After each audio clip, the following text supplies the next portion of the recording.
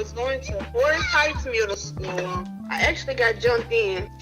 How old were you? I think I was like 13. For most of her teenage years, this woman was in a gang. I'm not naming her to protect her from any retaliation. It's not something she aspired to, but something she was used to. Her family and friends, all a part of gangs in Little Rock. It wasn't something that I just really wanted to do. It's just something I did because my friends were in it. You fight people, they robbing people and beating people up. The peak of Little Rock gangs was in the 90s, mostly Crips and Bloods. Now gangs have changed, evolved into the next generation. I've seen juveniles that I've dealt with grow up and have children, go to jail. Now their children are involved in gangs. And I mean, it's even down to grandchildren at this point. Everything has changed about the look of gangs. There are no more identifying colors, and you won't see them hanging out in the streets. You had different gangs who would border each other, who fought block by block for that territory.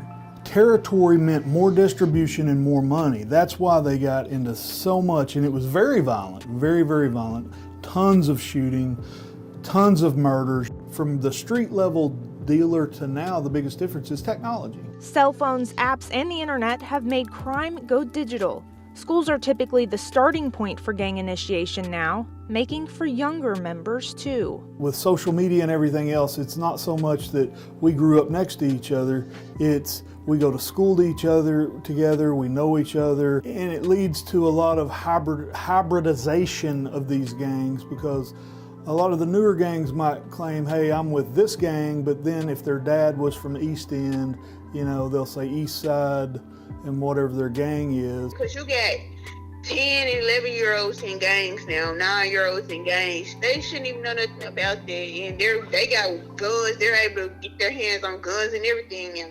And while violent crime is down from the 90s, gangs are still very active. Police say their crimes are more targeted and brazen.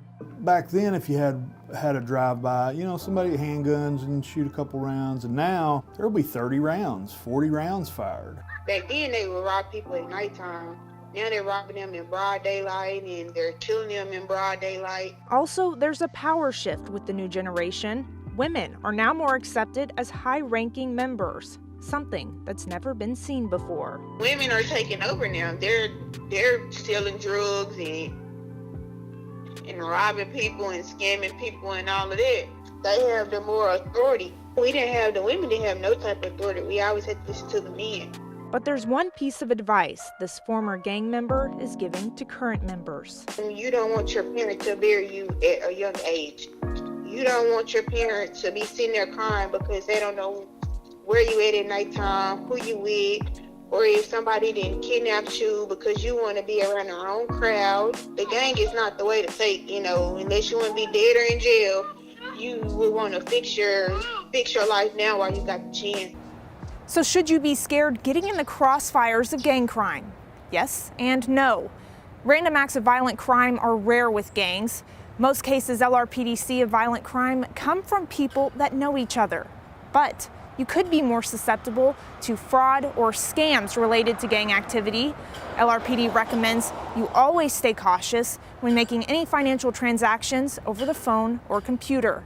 In Little Rock, I'm Ashley Godwin, THV 11 News.